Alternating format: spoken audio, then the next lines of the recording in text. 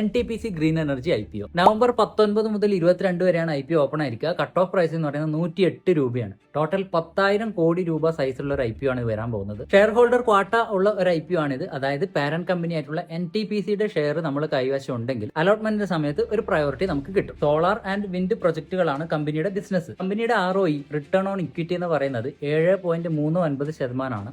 ഇത് വളരെ കുറവാണ്. അതുപോലെ RONW return on net worth എന്ന് പറയുന്നത് വെറും 2%. ഇതും വളരെ കുറവാണ്. IPO സൈസ് 10,000 കോടി രൂപയാണെന്ന് പറഞ്ഞു. അതിൽ 7,500 കോടി രൂപയും, അതായത് ടോട്ടൽ IPO സൈസിന്റെ 75% ഡെപ്റ്റ് റിഡക്ഷന് വേണ്ടിയിട്ടാണ് ഉപയോഗിക്കുകയെന്ന് കമ്പനി DRHPയിൽ പറഞ്ഞിട്ടുണ്ട്. കമ്പനിയുടെ ഭൂരിഭാഗം റിന്യൂവബിൾ എനർജി പ്രോജക്ട്സും കോൺസെൻട്രേറ്റ് ചെയ്തിരിക്കുന്നത് രാജസ്ഥാനിലാണ്.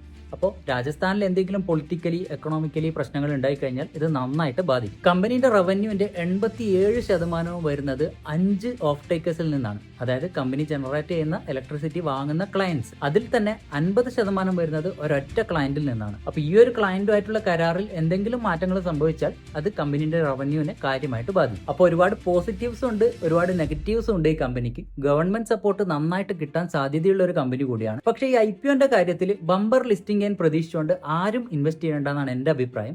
ലോങ് ടേമിലേക്ക് ഇൻവെസ്റ്റ് ചെയ്യാൻ താല്പര്യം ഉണ്ടെങ്കിൽ അതിൻ്റെ ഒരു ആദ്യത്തെ സ്റ്റെപ്പ് എന്നുള്ള രീതിയിൽ വേണമെങ്കിൽ നിങ്ങൾക്ക് അപ്ലൈ ചെയ്യാം.